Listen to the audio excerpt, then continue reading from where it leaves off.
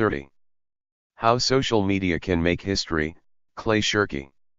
I want to talk about the transformed media landscape, and what it means for anybody who has a message that they want to get out to anywhere in the world. And I want to illustrate that by telling a couple of stories about that transformation. I'll start here. Last November there was a presidential election. You probably read something about it in the papers. And there was some concern that in some parts of the country there might be voter suppression. And so a plan came up to video the vote. And the idea was that individual citizens with phones capable of taking photos or making video would document their polling places, on the lookout for any kind of voter suppression techniques, and would upload this to a central place. And that this would operate as a kind of citizen observation, that citizens would not be there just to cast individual votes, but also to help ensure the sanctity of the vote overall. So this is a pattern that assumes we're all in this together. What matters here isn't technical capital. It's social capital. These tools don't get socially interesting until they get technologically boring. It isn't when the shiny new tools show up that their uses start permeating society. It's when everybody is able to take them for granted. Because now that media is increasingly social, innovation can happen anywhere that people can take for granted the idea that we're all in this together. And so we're starting to see a media landscape in which innovation is happening everywhere, and moving from one spot to another. That is a huge transformation. Not to put too fine a point on it, the moment we're living through, the moment our historical generation is living through, is the largest increase in expressive capability in human history. Now that's a big claim. I'm going to try to back it up. There are only 4 periods in the last 500 years where media has changed enough to qualify for the label revolution. The first one is the famous one, the printing press, movable type, oil-based inks, that whole complex of innovations that made printing possible and turned Europe upside down, starting in the middle of the 1400s. Then, a couple of hundred years ago, there was innovation in two-way communication, conversational media, first the telegraph, then the telephone. Slow, text-based conversations, then real-time voice-based conversations. Then, about 150 years ago, there was a revolution in recorded media other than print, first photos, then recorded sound, then movies, all encoded onto physical objects. And finally, about 100 years ago, the harnessing of electromagnetic spectrum to send sound and images through the air, radio and television. This is the media landscape as we knew it in the 20th century. This is what those of us of a certain age grew up with. And are used to. But there is a curious asymmetry here. The media that is good at creating conversations is no good at creating groups. And the media that's good at creating groups is no good at creating conversations. If you want to have a conversation in this world, you have it with one other person. If you want to address a group, you get the same message and you give it to everybody in the group, whether you're doing that with a broadcasting tower or a printing press. That was the media landscape as we had it in the 20th century. And this is what changed.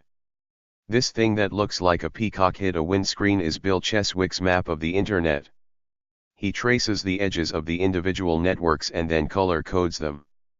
The Internet is the first medium in history that has native support for groups and conversation at the same time. Whereas the phone gave us the one-to-one pattern, and television, radio, magazines, books, gave us the one-to-many pattern. The Internet gives us the many-to-many pattern. For the first time, media is natively good at supporting these kinds of conversations. That's one of the big changes. The second big change is that, as all media gets digitized, the Internet also becomes the mode of carriage for all other media, meaning that phone calls migrate to the Internet, magazines migrate to the Internet, movies migrate to the Internet. And that means that every medium is right next door to every other medium.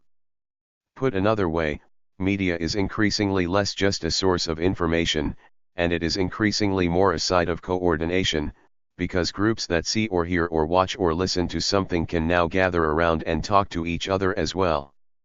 And the third big change is that members of the former audience, as Dan Gilmore calls them, can now also be producers and not consumers. Every time a new consumer joins this media landscape, a new producer joins as well, because the same equipment, phones, computers, let you consume and produce. It's as if, when you bought a book, they threw in the printing press for free. It's like you had a phone that could turn into a radio if you pressed the right buttons.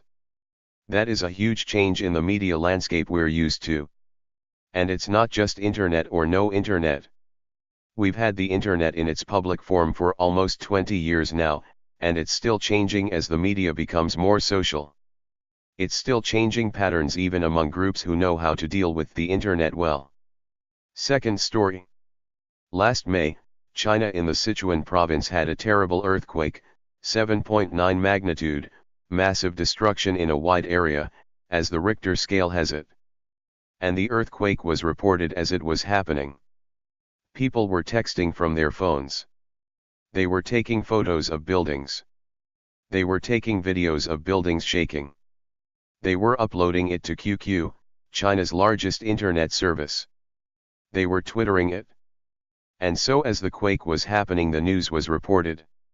And because of the social connections, Chinese students coming elsewhere, and going to school, or businesses in the rest of the world opening offices in China, there were people listening all over the world, hearing this news. The BBC got their first wind of the Chinese quake from Twitter.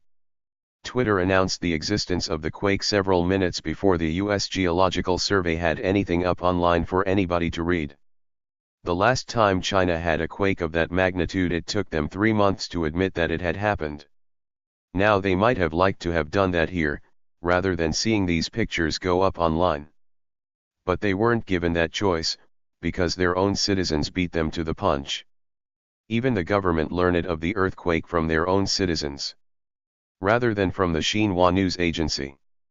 And this stuff rippled like wildfire. For a while there, the top 10 most clicked links on Twitter, the global short messaging service, 9 of the top 10 links were about the quake. People collating information, pointing people to news sources, pointing people to the US Geological Survey. The 10th one was kittens on a treadmill, but that's the internet for you. But 9 of the 10 in those first hours. And within half a day, donation sites were up, and donations were pouring in from all around the world. This was an incredible, coordinated global response.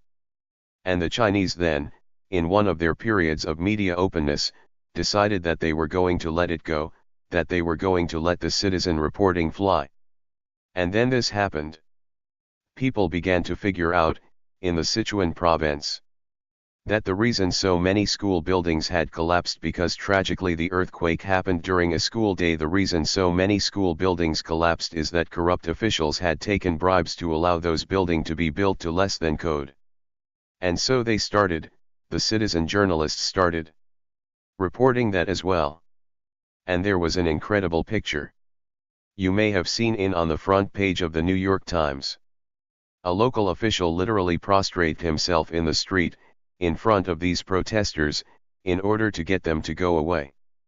Essentially to say, we will do anything to placate you, just please stop protesting in public. But these are people who have been radicalized, because, thanks to the one-child policy, they have lost everyone in their next generation. Someone who has seen the death of a single child now has nothing to lose. And so the protest kept going. And finally the Chinese cracked down. That was enough of citizen media. And so they began to arrest the protesters. They began to shut down the media that the protests were happening on. China is probably the most successful manager of internet censorship in the world, using something that is widely described as the Great Firewall of China. And the Great Firewall of China is a set of observation points that assume that media is produced by professionals. It mostly comes in from the outside world, it comes in relatively sparse chunks, and it comes in relatively slowly. And because of those 4 characteristics, they are able to filter it as it comes into the country. But like the Maginot Line, the Great Firewall of China was facing in the wrong direction for this challenge, because not one of those 4 things was true in this environment. The media was produced locally. It was produced by amateurs. It was produced quickly. And it was produced at such an incredible abundance that there was no way to filter it as it appeared. And so now the Chinese government, who for a dozen years, has quite successfully filtered the web, is now in the position of having to decide whether to allow or shut down entire services, because the transformation to amateur media is so enormous that they can't deal with it any other way. And in fact that is happening this week. On the 20th anniversary of Tiananmen, they just, 2 days ago, announced that they were simply shutting down access to Twitter, because there was no way to filter it other than that. They had to turn the spigot entirely off. Now these changes don't just affect people who want to censor messages. They also affect people who want to send messages. Because this is really a transformation of the ecosystem as a whole, not just a particular strategy. The classic media problem, from the 20th century is: how does an organization have a message that they want to get out to a group of people distributed at the edges of a network? And here is the 20th century answer. Bundle up the message. Send the same message to everybody. National message. Targeted individuals. Relatively sparse number of producers. Very expensive to do, so there is not a lot of competition. This is how you reach people. All of that is over. We are increasingly in a landscape where media is global, social, ubiquitous, and cheap.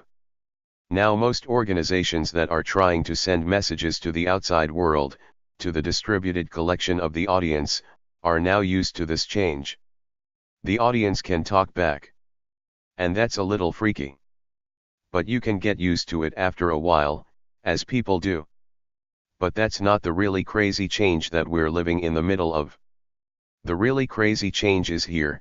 It's the fact that they are no longer disconnected from each other, the fact that former consumers are now producers, the fact that the audience can talk directly to one another, because there is a lot more amateurs than professionals, and because the size of the network, the complexity of the network is actually the square of the number of participants, meaning that the network, when it grows large, grows very, very large. As recently as last decade, most of the media that was available for public consumption was produced by professionals. Those days are over, never to return. It is the green lines now, that are the source of the free content. Which brings me to my last story.